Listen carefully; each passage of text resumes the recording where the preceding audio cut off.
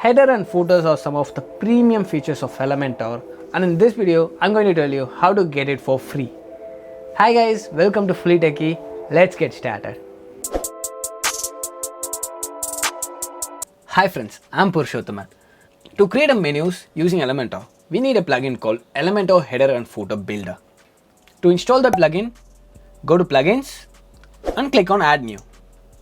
Just like installing any other plugins, search for the plugin Elementor Header and Footer Builder. This is the plugin. You have to install it and activate it. And once after installing and activating, you can see the plugin under Appearance. Next, what we are going to do is we are going to create menus. For creating menus, go to Appearance and then click on Menus. Here this is where you create your menus. Let's give a name for our menu like a primary menu and then click on Create a Menu. Basically, menu what you see in the website are some of the most important pages of our website. We are making it more easy for the user to find those pages. So to simply say, menus are pages. I'm going to click on this view all to see all the pages I have, and then I'm going to click on pages and then I'm clicking on add to menu. Now we have successfully added our pages to menus. Here you can click and drag it and position it in whichever order you want. Earlier I named this page Fully Techie, but I don't want Fully Techie to be displayed over my menus.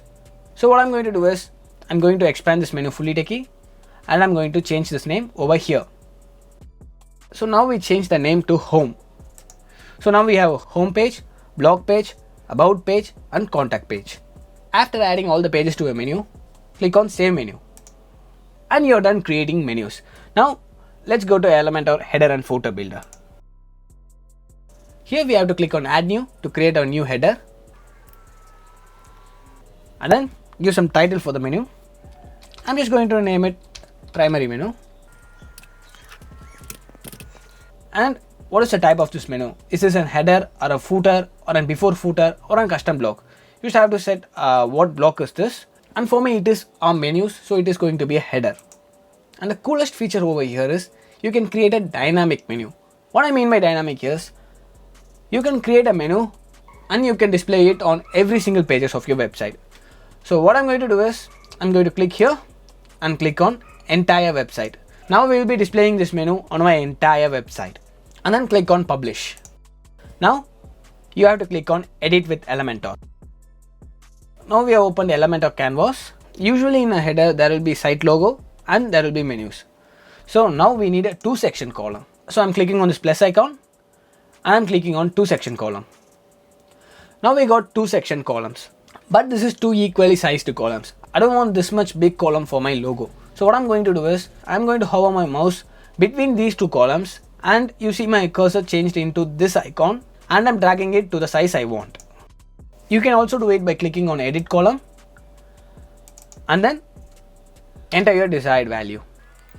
Now we have created our structure. Then what I'm going to do is first I want my site logo. So I'm searching for site logo and dragging and dropping it on first column. So we have successfully imported our site logo. But if you haven't set your site logo, then you can choose a custom image for your site logo. Toggle this to no and click here to add your site logo. And then click here to upload your site logo. Go to select files and then choose your logo and click on open. And then click on insert media. And this is an alternative option for you to get your site logo. But now I'm going to toggle it to no.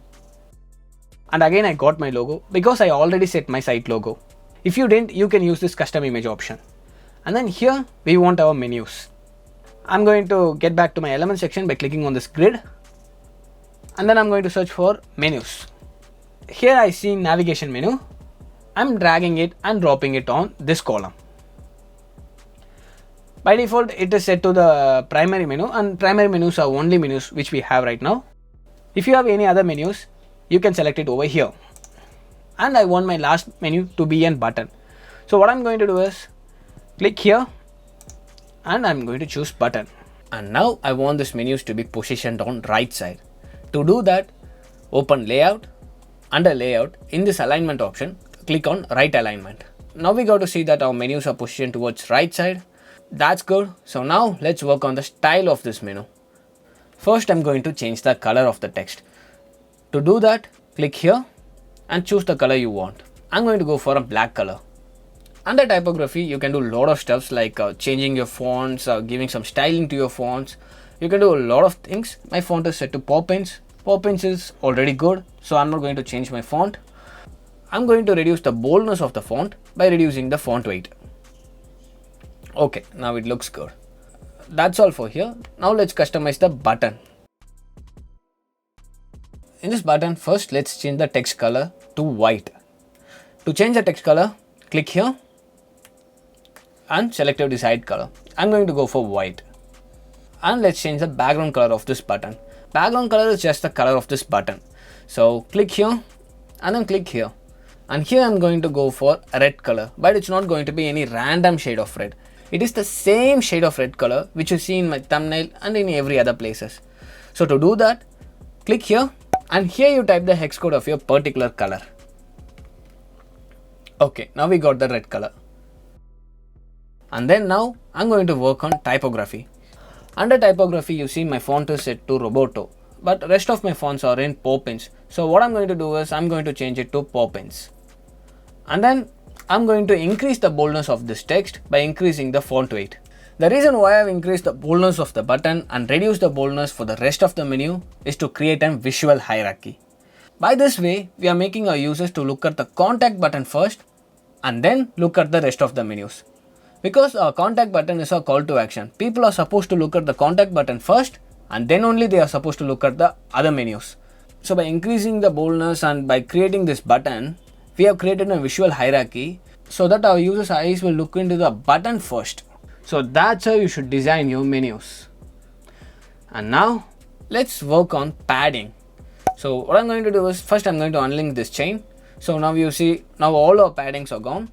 So what I'm going to do is I'm going to give 10 pixels padding at the top, 25 pixels at the right, 10 pixels at the bottom and 25 pixels at the left. Here you might ask me, how did I find the exact padding for this button? The answer is it comes with experience. If you work more on Elementor, then you can get this more easily.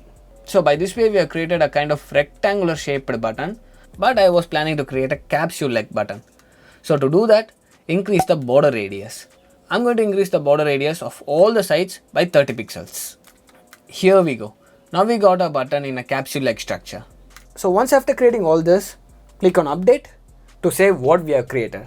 That's it. We have successfully created our menus with free plugins in Elementor. And by the way, I'm a freelancer, and if you want me to work on your web designing projects, then do contact me through the link available in the description. And that's all about this video. If you want to continue to learn more about Elementor, then click on this video. Thank you for watching.